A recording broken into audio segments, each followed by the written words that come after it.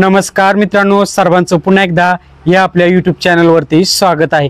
आजच्या व्हिडिओमध्ये मित्रांनो कितीही स्क्वेअर फूटचा स्लॅब असू द्या, त्या स्लॅबला स्टील किती किलो लागणार आहे डायरेक्टली थंब रूलच्या माध्यमातून तुम्ही अंदाज कशा प्रकारे काढू शकता। मित्रांनो थंब रूल म्हणजे काय, कन्स्ट्रक्शन मध्ये मटेरियलचा अंदाज येण्यासाठी थंब रूलचा वापर केला जातो। थंब रूलच्या माध्यमातून 100% तुम्हाला अंदाज मिळतो का? 100% अंदाज नाही, पण जर समजा तुमच्याकडे प्लॅन नसेल तर थंब रूलचा वापर करून डायरेक्टली मटेरियल किती लागणार आहे याचा तुम्ही अंदाज तर नक्कीच घेऊ शकतो। मित्रांनो समजा 1000 स्क्वेअर फूटचा स्लॅब आहे, तर 1000 स्क्वेअर फूटच्या स्लॅबला स्टील किती लागणार तुम्ही अंदाज कशा प्रकारे काढू शकता जर तुमच्याकडे प्लॅन नसेल 1000 स्क्वेअर फूटचा।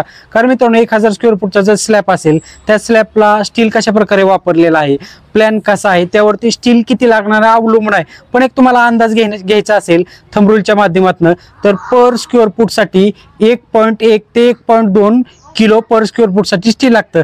म्हणजे काय मित्रांनो, समजा 1000 स्क्वेअर फूटचा स्लॅब आहे तर 1000 गुणिले 1.1 करा, उत्तर किती येणार 1100। म्हणजे 1000 स्क्वेअर फूट स्लॅब साठी 1100 किलो स्टील लागू शकतं, किंवा 1.1 ते 1.2 सुद्धा घेऊ शकता।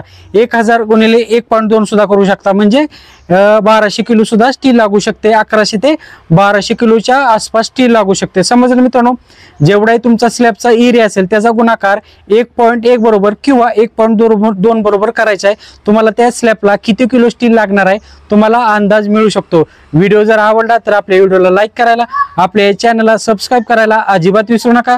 धन्यवाद।